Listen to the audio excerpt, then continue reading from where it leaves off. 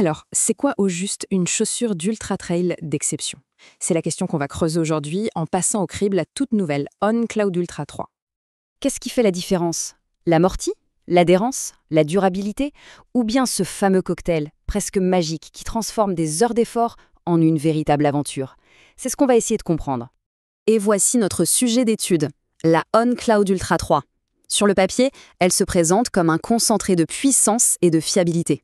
Une chaussure qui promet un excellent retour sur investissement. Voyons si la pratique confirme la théorie. Voilà le programme. D'abord, on fait connaissance avec le produit. Ensuite, on plonge dans sa mécanique interne. Après ça, on verra ce qu'elle donne sur le terrain, puis on la comparera à ses rivales, et pour finir, le verdict. Allez, c'est parti, on ouvre le capot et on regarde ce qui se cache vraiment à l'intérieur de cette Cloud Ultra 3.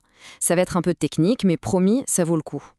On commence par ce qui fait la signature de On, la fameuse technologie Cloud Tech. Pour faire simple, imaginez des petits nuages sous le pied qui absorbent l'impact à l'atterrissage et qui, ensuite, se raffermissent pour propulser vers l'avant. C'est un peu ça, la magie de On Running. La grande nouveauté ici, c'est cette mousse Elion HF. C'est le moteur de la chaussure en quelque sorte. Une double densité qui offre un retour d'énergie assez explosif à chaque foulée, mais sans jamais sacrifier le contrôle et l'amorti. Bref, de la puissance maîtrisée.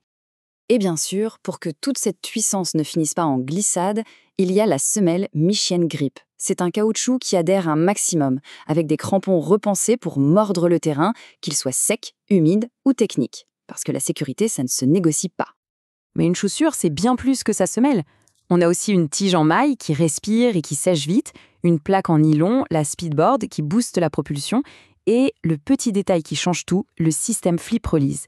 Ça permet d'élargir la chaussure en un geste quand le pied gonfle après des dizaines de kilomètres. Plutôt malin, non? Bon, assez parlé technique. Tout ce jargon, c'est bien beau, mais est-ce que ça se ressent vraiment une fois sur les sentiers? C'est ce qu'on va voir tout de suite. Dès les premières foulées, le ressenti est clair. Ce n'est ni un marshmallow, ni une planche de bois. C'est un équilibre très recherché entre une fermeté qui apporte de la stabilité et un confort pensé pour durer, pour l'endurance. C'est une sensation de confiance. En clair, ça donne quoi? Une stabilité vraiment bluffante, surtout dans les descentes techniques. Une traction qui met en confiance, que le sol soit sec, mouillé ou rocailleux. Une propulsion fluide, bien contrôlée. Et, point très important, une durabilité qui laisse penser que la chaussure est faite pour encasser les kilomètres, encore et encore. Évidemment, la Cloud Ultra 3 n'est pas toute seule sur ce segment. Il est temps de la confronter à quelques-unes de ses concurrentes directes. Voyons comment elle se positionne. Alors, qu'est-ce qu'on voit? La On Cloud Ultra 3 se distingue par son côté ferme et stable.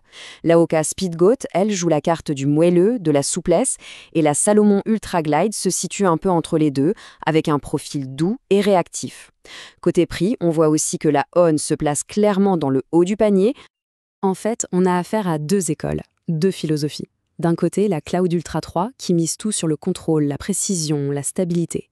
De l'autre, la Hoka qui privilégie le confort ultra moelleux, l'amorti maximal. Le choix dépend vraiment de ce qu'on recherche, le contrôle ou le côté cocooning. On a regardé la technologie, les sensations sur le terrain, la concurrence. Il est temps de rassembler tout ça et de répondre à la question essentielle. Au final, est-ce que c'est la chaussure qu'il faut? Le verdict, c'est maintenant. Commençons par les points forts. Et il y en a. La stabilité est vraiment irréprochable. La durabilité des matériaux est excellente. Le confort ne faiblit pas, même après de longues heures. La tige respire bien et sèche vite. Et puis ce fameux système Flip Release, c'est un vrai plus. Mais la perfection n'existe pas. Le prix, forcément, est un frein. L'amorti, très ferme, ne plaira pas à tout le monde. Certains trouveront le chaussant un peu étroit au milieu du pied. Et dans la boue, très grasse, l'accroche est un peu moins performante. Le prix, parlons-en, 200 €. Oui, c'est une somme. C'est un véritable investissement, faut être clair là-dessus. Alors, est-ce que ça les vaut?